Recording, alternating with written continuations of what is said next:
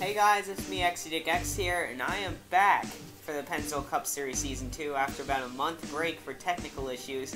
We are here again, this time to race for Race 12 at Darlington, the track too tough to tame. I'm sorry for the very long break. It was due to a lot of technical issues and just me being out of town. However, more problems have occurred. I am sick right now. That's why my voice does not sound as perfect as it can be. Also because I got a new computer, so my microphone should be a lot better. Anyways, we got a lot of changes though. Hopefully it doesn't dampen the experience. Probably makes it a little better. And we are just going to jump right in and get your starting lineup right underway, as Jay Darrell is going to be in the pole with 2 wins now, the first driver to do that, and Derek Petrie starting on his outside. Michael Kraft and Rick Witt also making a return is in the row 2. Jack Newman and Wes Pizzagger are your points lead in row 3. Ryan Dunn and Jake Booker, 2 National Racing cars, make up row 4. Kyle Collins and Jay Barker round out the top 10. And then Cody Russell and Brian Lenning make up row 6. And in the next row, Michael Jones and Arshad Sain is going to start on his outside. Row 7, Daniel Voiles. 8, row 7. Row 8, Daniel Voiles and Nick Purcell, excuse me. Row 9 has Cesar Chavez and Zach Cars. Row 10, Blaine Keys and Brock McMahon. Very good starting spots for McMahon. Row 11, also good starting spots for Fernandez Gabat and Nikita Riskov. Row 12 is Brian Boone and Garrett Weaver. Row 13, Nicholas Samudio and Aaron Lukes in the JT Motorsports car. Row 14, Kevin Ulrich and Zach Moski in Reloaded Racing. Row 15, Edison Pet Carr, Sergio Alonso, the Talladega winner. Row 16, Eric Willis with a lot of controversy behind him going into this race. Chloe Baker on his outside. Row 17, Addison Skyback and AJ Davidson, winner of 2 weeks ago. Row 18, Joseph Strigley and Kyle Singer, starting really far back. And then Giovanni Barraza and Andrew Jordan make up row 19. Jesse Dalton and Matthew Brown both qualify in row 20. And in row 21 has Callum Wood and Ethan McDowell rounding out the rest of the field. Here we go. There's your people who did not qualify for the race, as we are getting ready to get the Pennzoil Cup Series Season 2 back underway. Green flag is out as the month is over, and we are back to Pennzoil Cup Series action, as Jay Darrell is going to be the driver leading down. Obviously, he's been one of the top drivers in the series so far. Obviously, the first driver to win 2 races this season, and to combat that, he's actually just tied Ryan Dunn's total 4 wins in total in his career. So Jay Darrell obviously posing to be a big threat this season. Oh, he's up into the wall. Michael Kraft is now on his way on the inside. The Big Motorsports Chevy is one of the drivers who's confirmed not to be back in Pennzoil Cup Series competition next season. Currently going up to a higher series in search of a better ride for higher tier series. As Jay Darrell, you see, still actually confirmed for next season in the exact same equipment with the exact same sponsor for Season 3. Daniel Voiles, however, is currently unsure of his ride, but it's assumed because he was one of the main drivers and he's been with the team ever since it started. But the 99 car had some controversy last week, being involved in a kind of a feud with Tasha Jasmine Rodeo, who is no longer in a ride. And he lost 25 points because of it as a penalty, and it was a confrontation that happened after the race, and NASCAR officials did not like it and they penalized him for it. However, Taj is not in the car anymore. Eric Willis is. This was not because of the accident, actually. The team owner was actually ecstatic that it happened, saying Daniel Voiles got what he deserved. This was actually just a driver trade-off. They wanted Eric Willis since it was his last ride in the 68 car, filling in for Rick Witt last week, and they thought he had potential and they're replacing him. So Tasha out, Eric in. Rick Witt, however, like we mentioned, was out after he broke his arm at California almost 6 races ago. I believe it was, 6 races ago. So Rick Witt, who finished 3rd in the points just a season ago, is now currently ineligible to ride and make it into the chase, but currently just looking to get a win this season and to come back after having a dismal first beginning of the season. In fact, this is probably better than he's ever ridden this season, as the first part of it was just terrible for him. We are seeing some Philippines Racing Development drivers teammate of the 58 car. It looks like they're actually rejuvenated with this change, as the 82 and the 63, normally not front runners, moving up through the field pretty well and now trying to make themselves a contender inside the top 10. Cesar Chavez and Ferdinand Gabat. Cesar going for the Rookie of the Year, but Ferdinand just is out of the question for the chase. Just had a dismal year for the 63 car. This is looking up for them. Nick Purcell's the Martinsville winner, has some problems. Looks like a tire problem as what we're heard of. However, it is not terminal. He is back on the track now. Rick Witt, one of the popular drivers of the series, now going to the lead as the Hampton Dodge in his return to the series is now on point, and I don't think he did that before he had his accident. So maybe the accident is going to serve as a Kyle Busch story, even though there is no kind of chase like the Sprint Cup Series uses where you win, you're in. It is all reliant on points. As we look in the back, oh, we got cars spinning in the back. Smoke. Caution is now displayed on the track. I think I saw Daniel Voiles involved. Sonata Wade, he wanted to come back in race 12. And we're going to look. Here's Ethan McDowell, started last on the grid. He was moving his way up through the field until that happened. However, he looks like he'll get through pretty cleanly. However, the cars behind are paying for it, as I saw the 24 in it, the 03, the 1. Double T Motorsports, half their roster is taken out in this one, as you see the 1 in the 03. The 16 cars involved, the 98, the 37 has some damage, and a huge wreck. Mostly fender benders there, though, as you see the 43 just went shooting through there. I'm not sure what happened to him, but looks like just a lot of fender benders. No cars will be actually taken out after this wreck, so that's a pro, but definitely a lot of damage after this one. Green flag is back out as the 7 car is going to be in the lead with his teammate Jay Barker in the Vans Chevy behind, trying to push him in front of the 00. But if you got to remember, the 00 had that problem with the tire. He's still on pace. It's just that he's a lap down, so he's going to be a huge nuisance for the leaders unless he can get his lead lap back. And to do that, he has to stay in front of all the leaders.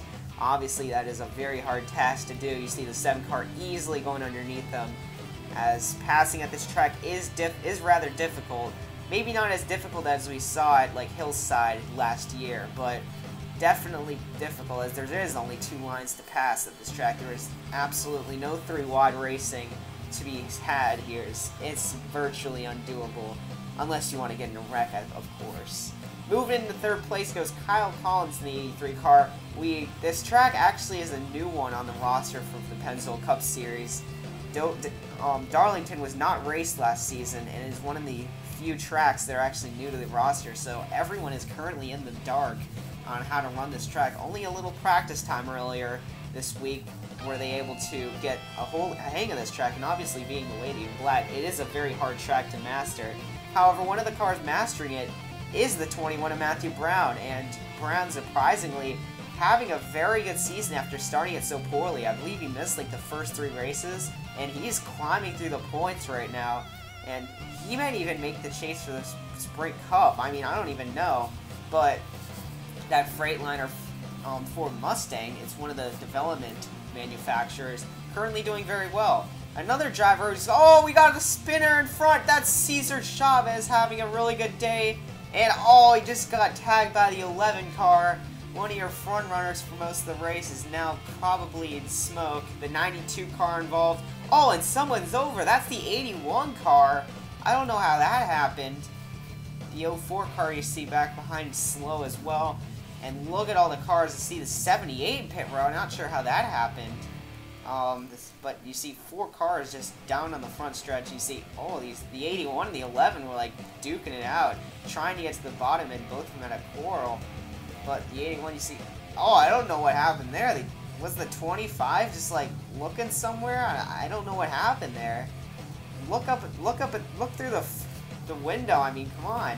But this is what happened to the 78. Look at that air that the 78 gets rolling. That's not something you see every day on Darlington. As the 78 car, the Pakistani driver going for a very wild ride here. As you see, the 98 also paying for it, as well as the 53 at Derek Petrie, and that's how the 04 was really slow. As 6 cars taken out in that one, as I don't think there are any cars making out of that wreck. And completely opposite to the wreck we saw early in the race. However, we will continue on. Green flag goes to Jack Newman again, and you see Brian Lenning having no intentions of helping the 7 car past the 00. However, it might be the best interest as the 00 car.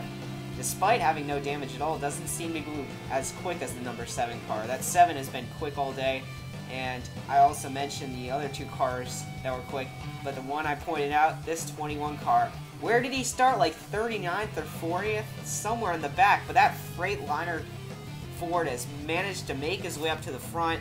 The 83 car, Lanxess Toyota, I also mentioned, was really quick. Those 2 cars now in the front of the pack and racing there very cleanly as the 21 car. He might break the top 3 for the Rookie of the Year points awards after this race, despite Double T Motorsports being so dominant in the Rookie of the Year as of now.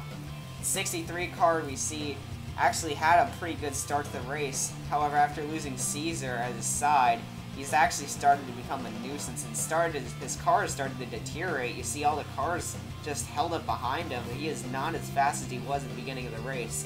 However, he's doing a very good job at being a roadblock and definitely a nuisance as well. But we got some more roadblocks. This is for the front 4 that were just pulling away from the field. However, it will help the 83 and the 44 as it completely splits the field in half. We see the 21 and the 22 both being held up. The rookie is probably not happy with the 04 car, and you see the 68 of Rick Witt leading at one point and now behind the pace. So the 68 car going a lap down, not how he wanted to make his return, and that Hampton Dodge is going to have to hold on for the ride. But it's not like those cars are anywhere in trouble. You saw the huge gap that built up behind them.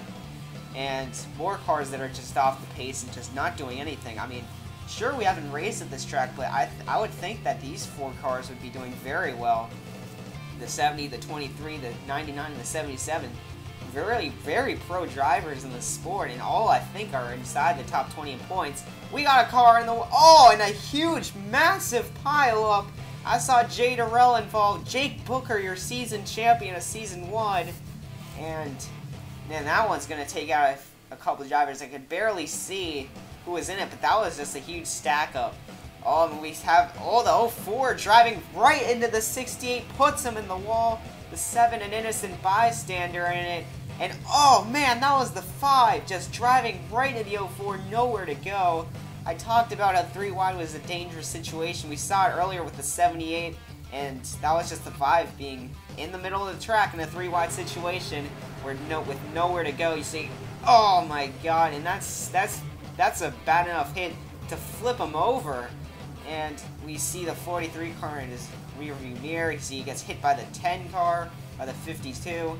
Just a devastating wreck on the back stretch. However, everyone's fine, and they'll go to the infield care center and be checked out. Green flag is back out as we see some strategy here. This is Joseph Sprigley involved in the first wreck of the race. It was a fender bender, but it definitely did put the one off the pace.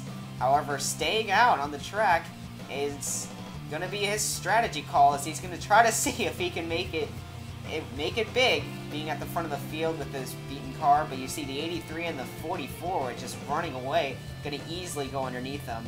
The 98 car is going to be very much of a nuisance. Been on his roof today, but he's still managing to compete in this race. I don't know how much worth it he is anymore. I mean, geez, being on your roof, just tire the car already. But the 21 car and the 00 are not going to have any problem, as they're going to push the 98 aside. However, not in time to already leave the 83 and the 44 just completely out of the front windshield, as there is no sight of them, as these two have checked out in the field. The 44 car just closing down the 83 car. He sees a win in sight, but it's just that far away. He's got to get past the already winner in the series, Kyle Collins. We see Jesse Dalton, another car that's just had a pretty atrocious season after filling in for Eric Willis after he got booted from the ride. It's been a struggle trying to qualify for races, but this is definitely going to lighten his mood, as the 64 car running inside the top 5, but also give some credit to the 63. And oh, we got a black flag here for the 43 car, and they're waving it. Too much debris coming off the car. They're going to have to come down and pick that up. That car, I think, was over as well. But Jay Durrell, the 2-time winner, obviously really hating Darlington at this point.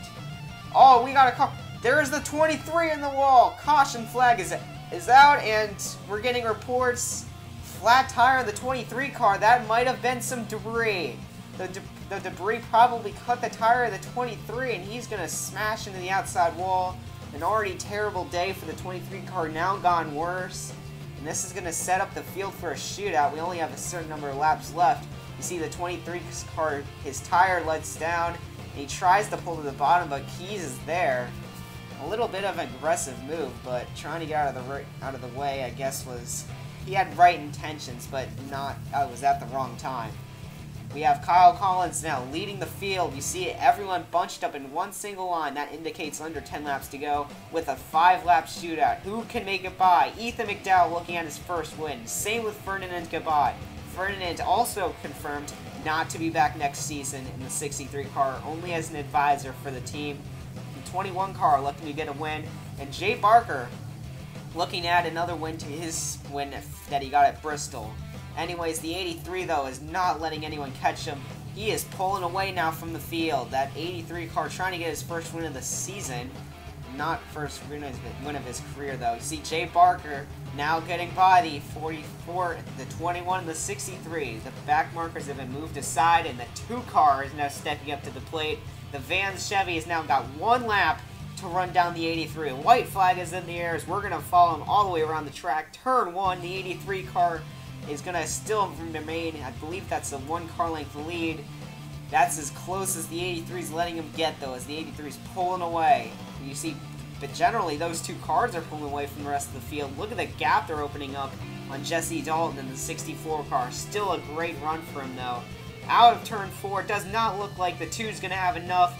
Say hello to first win of the season.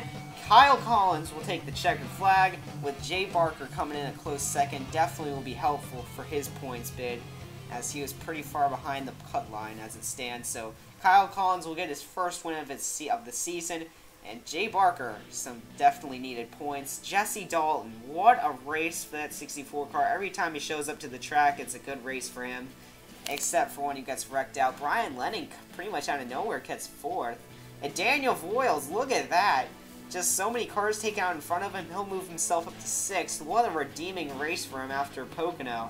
You see Blaine Keys, Brian Boone, Addison Steinbach, Eric Willis, just pretty much out of nowhere as most of the cars get wrecked out in front of them. As we look down the grid, if we look from Jay Durrell, he was the last running car, so Brock McMahon down, everyone was out of the race. So just pretty much a devastating wreck for all the cars, just destroyed sheet metal everywhere. Jay Durrell, I'm not even sure how he finished, let alone Zach Cars, who was on his lid. Also not a good race for Rick Witt, as well as Jack Newman, something must have gone wrong with that car to make him slip so far in the field. Not sure how he finished 15. And looking down, all these cars wrecked out of the race, and Kyle Singer seems like a reoccurring trend that car is getting wrecked out. Seems like every race. And Philippines Racing Development had a promising look, but Hergiel and Caesar both wrecked out early. And definitely, I guess Ferdinand and Eric Willis got pretty good runs, but those 2 cars did not. You see Michael Kraft also another bad run for your top 5 in points. Here's the points now. As you see, Michael Kraft actually did fall outside the top 5. Webster Zygarde still remains a demanding lead over the 77 of Cody Russell. Look at that lead, though, 457 compared to 392. Webster is definitely getting in the hunt for the chase. I don't see how he's not, even though he doesn't have a win. See, Jay Durrell with that crash puts him down to 4th. Down, Jack Newman's in 14th, the lowest. No, never mind. Jade Barker's the lowest car, but he actually makes his way into the top 20 with that 2nd place finish. Joseph Strigley and Giovanni Barraza with bad days are out. Daniel Voiles also makes his way back in after he lost 25 points. The 99 car looking to keep it up now, because he's right on that cut line. Anyone on that cut line like Kyle Collins, Aaron Lukes, they need to be careful. And anyone outside it, it's only an opportunity for them. Here's the Rookie of the Year point standings, as I pretty much called that one, as Matthew Brown breaks into the top 3 for the first time, I believe, in the entire series. Maybe except for Daytona, I believe, but Double T Motorsports had the podium completely locked down for the longest time, and Matthew Brown has changed that. Callum Wood now falling out. Matthew Brown now putting his sights on Jose Vaquez and Joseph Strigley to try to close in on that lead. The Pennzoil Cup Series will see you next time at Kansas. Thank you all so much for watching, and I'll see you next week.